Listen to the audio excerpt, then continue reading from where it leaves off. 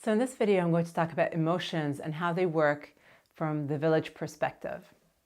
So emotions are signals that we have that tell us, give us information. So they tell us things like someone's crossed your boundary and you need to repair it. That is the message of anger, for example.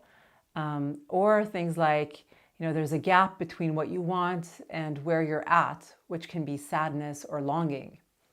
So emotions are really useful, and we all need the full range of emotions. We can't just choose to be happy the way a lot of people in the kind of self-help movement tell us, just choose happiness.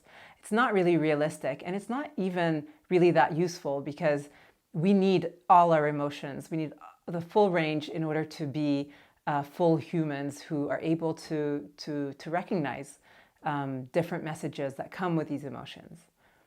So the way that I see emotions working in the village is that each emotion is a villager. So for example, sadness can be the villager that tells us that there's something that is no longer working for us and that we need to let go of. So I see sadness as the street sweeper of the village that comes in, and when we allow sadness, it helps us to sweep, to let go of what's no longer working, and that creates space for something new. So it's a really important emotion, like all emotions, and yet we tend to resist sadness a lot, for example. It's not a very comfortable emotion. Or we might resist anger because we were brought up in a family where there was no room for our anger. We couldn't show anger. Maybe we had to pretend to be happy all the time, or that everything was okay, or that everyone got along, and that nobody was ever angry, there was no conflict. And that means that we're missing a really important job description in our village, which is setting boundaries, which I talked about in a previous video. And being able to connect to that healthy anger, to feel angry, is what gives us the information that we need to be able to set boundaries. So there's all these different job descriptions that each villager, each emotion villager has. And the more we can allow the villagers to give us this information, the more we're able to live in alignment with our true nature, with what we really want, with what we're really feeling, with what's working for us or what's not working for us. And one of the ways that we can work with emotions is actually to see an emotion villager as having a message for us. So for example, envy villager, it can show up and be quite loud and quite annoying and feel quite painful, because nobody really enjoys feeling envy, I think. And yet, envy villager, if we allow that message to be heard, if we kind of listen to it, envy villager is kind of knocking on the door and trying to get our attention. If we open the door, well, first they don't need to keep knocking and being really loud and insistent. And then they can actually give us their message, which can be, that person has something that really matters to you. And that's it. That's just the message of envy. It doesn't have to be more than that. We don't have to add on extra layers of, I'm such a horrible person because I'm feeling envious of my best friend because she has something that I want. It can just be, I'm feeling envy. There's something that someone else has that I want too. That just gives us information about what we want. It doesn't have to be more than that. And so if we can see emotions in that way, if we can see them as messengers, and when they knock on our door, we open the door and we sit with them and we listen to them, that can be a really effective way of getting to know ourselves, of getting to know our village, of knowing who we are.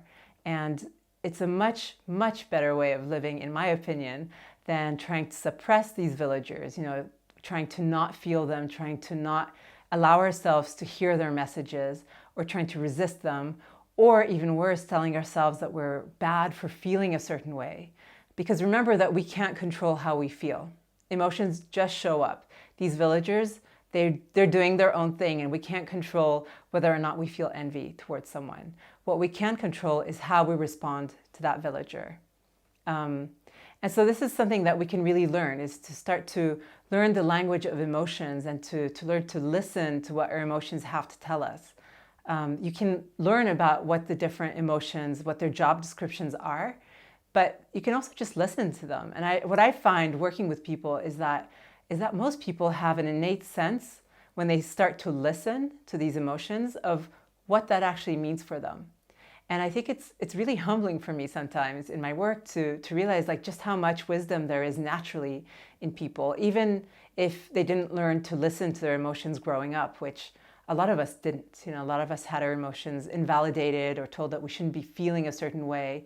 And so when we start to give ourselves the opposite of that, which is it's okay to feel what you're feeling, you can't control it anyway, and to learn to listen to those messengers, those villagers when they show up.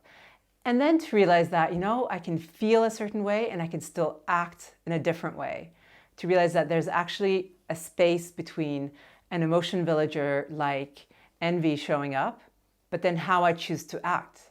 So for example, if I'm really envious of my friend having a baby and envy villager is saying like, I don't want to go to the baby shower because it's too painful, I can listen to that message and acknowledge that, yeah, there's a part of me that really is feeling that it's really painful to go to that baby shower.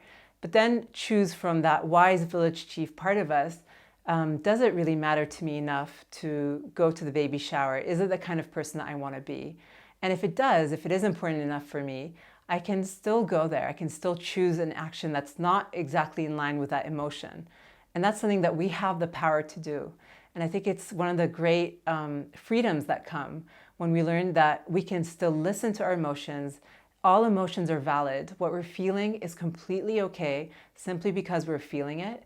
But then how we choose to respond, how we show up in the outside world is still something we can control and we can choose.